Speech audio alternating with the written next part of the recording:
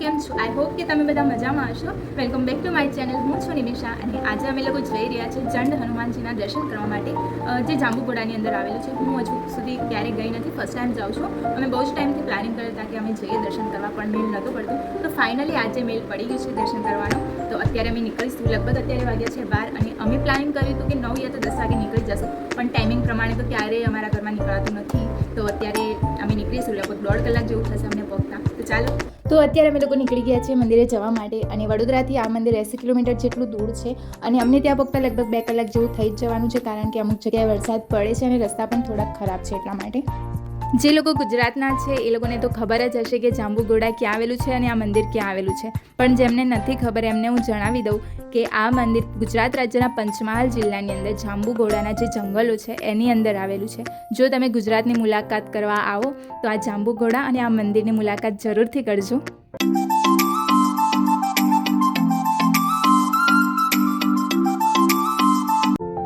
અત્યારે આ જંગલની વચ્ચે પહોંચતાની સાથે જ ચારે બાજુના ડુંગર, ઝાડ, સાંકડો રસ્તો અને આ વરસાદી વાતાવરણ ખૂબ જ સુંદર અનુભવ કરાવી રહ્યા હતા.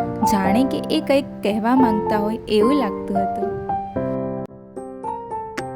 તો અત્યારે અમે લોકો પહોંચી ગયા છે. અમારું મતલબ સેટરડેનું પ્લાનિંગ હતું, પણ અમે લોકો સન્ડે આવ્યા છે, કેમ કે સેટરડે બહુ ક્રાઉડ રહે છે એટલા માટે. પણ આજે સન્ડે છે તો પણ એટલું જ ક્રાઉડ છે. લોકોને પાર્કિંગ કરવા માટેની પણ જગ્યા નથી મળી, તો બધા પબ્લિક છે ને રોડની સાઈડમાં પાર્કિંગ કરે છે. તો અમે પણ એમને જોઈને રોડની સાઈડમાં જ પાર્કિંગ કરી દીધું છે. તો અત્યારે અમે ચાલીને જ મંદિરે જશું અને આ જે સામે દેખાય છે એ મંદિરનો મેઇન ગેટ છે.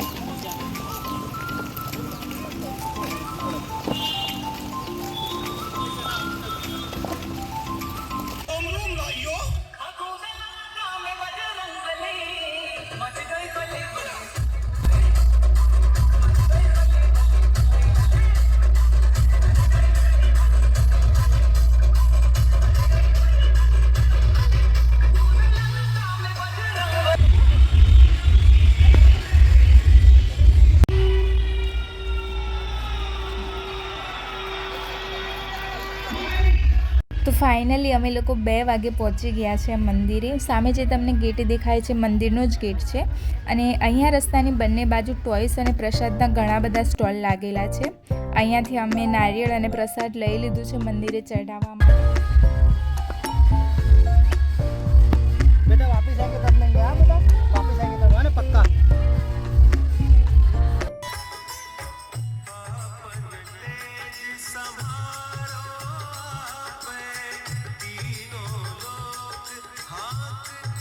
મંદિરનો બહારનો વ્યૂ કંઈક આ રીતનો છે અને આ મંદિર એક ટ્રસ્ટ દ્વારા ચાલે છે. મંદિર સવારે 6 વાગે ખુલે છે અને રાત્રે 8 વાગે બંધ થાય છે.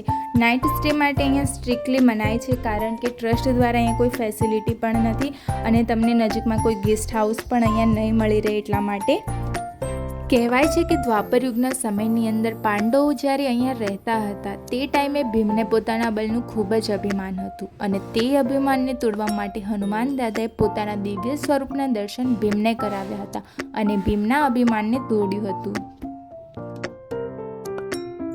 તો અત્યારે અમે જઈ રહ્યા છીએ મંદિર તરફ કે જ્યાં હનુમાન દાદાની મૂર્તિ આવેલી છે અને ત્યાં પહોંચવા માટે તમારે 35 થી 40 જેટલી સીડી ચઢવી પડશે. ઉપર પહોંચતા જ અહીંયા રામ ભગવાનનું નાનકડું મંદિર છે અને એની જસ્ટ બાજુમાં હનુમાન દાદાની મૂર્તિ છે. કહેવાય છે કે આ મૂર્તિ 5000 વર્ષ પહેલાં કુદરતી રીતે પ્રગટ થયેલી હતી અને આ મૂર્તિની લંબાઈ 18 ફૂટ છે અને હનુમાન દાદાના જે જમણા પગ નીચે સ્ત્રી સ્વરૂપે શનિ મહારાજની મૂર્તિ આવેલી છે. ઘણા ભક્તો અહીંયા બાધા પૂરી કરવા માટે આવે છે અને જેમને શનિની પનોતી હોય યા તો સડાસાતી ચાલતી હોય તો એને દૂર કરવા માટે આવે છે. જો તમારે શનિદેવને તેલ ચડાવવું હોય તો મૂર્તિની બાજુમાં જ તેલ ચડાવવા માટેની ફેસિલિટી આપેલી છે. અહીંયાથી તમે તેલ નાખશો તો ડાયરેક્ટ શનિદેવ પર ચઢે છે અહીંનું તેલ.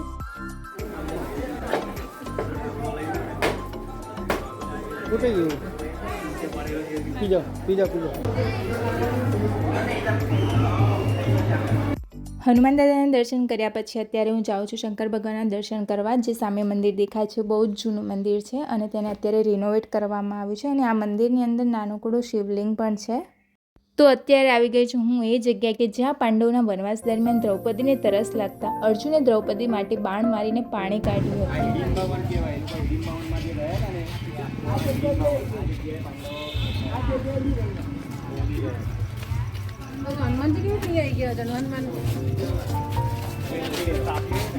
આ એ જ કૂવો છે કે જ્યાં અર્જુને બાણ મારીને દ્રૌપદી માટે પાણી કાઢ્યું હતું અને આ કૂવામાં પાણી 12 માસ સુધી આમ જ હોય છે, ક્યારેય સુકાતું પણ નથી અને ક્યારેય ઘટતું પણ નથી.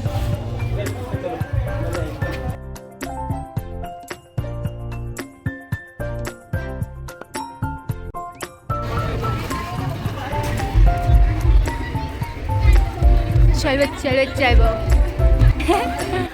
લાવો તો આમાં જ છે, ઉપર તમારી ઉપર છે જો. હા, સાઈડ પર રહેજો. શું કરશે? अरे एक और है ना प्रसाद पर ये इनके लिए क्या खा रहे हो? लाओ नीचे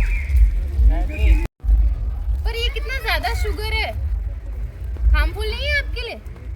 डायबिटीज થઈ જશે. उसको क्या मिलेगा ત્યાં પણ જો ઓએ ये पैकेट थोड़ा सा हम मंदिर नहीं गए बेटा, मंदिर जाके देते.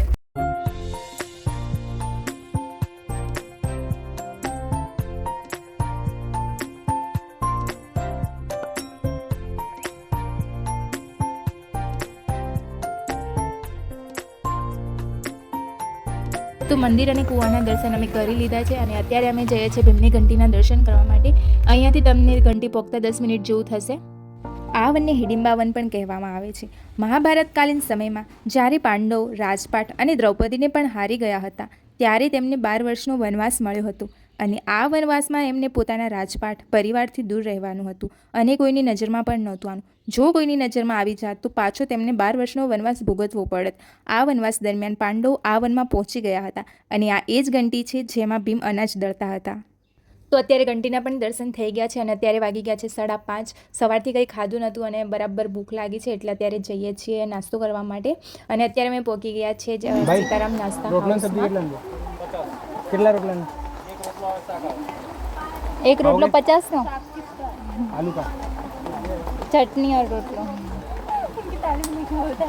અમને બરાબર ભૂખ લાગી ગઈ છે એટલે અમે અત્યારે ઓઈની ફેમસ ડિશ એટલે કે ચટણી, રોટલો અને અડદના વડા ઓર્ડર કર્યા છે અને ખૂબ જ રિઝનેબલ પ્રાઇસમાં અહીંયા જમવાનું મળી જશે તમને. તો આ વિડીયોમાં બસ આજે એટલું જ હતું. જલ્દી મળીશું તમને મારા નવા વ્લોગ સાથે અને જો મારી ચેનલને સબસ્ક્રાઈબ ના કરી હોય તો જલ્દી જ એને સબસ્ક્રાઈબ કરો. લાઇક, કોમેન્ટ એન્ડ શેર કરવાનું ભૂલતા નહીં. ત્યાર સુધી આવજો અને જય શ્રી રામ.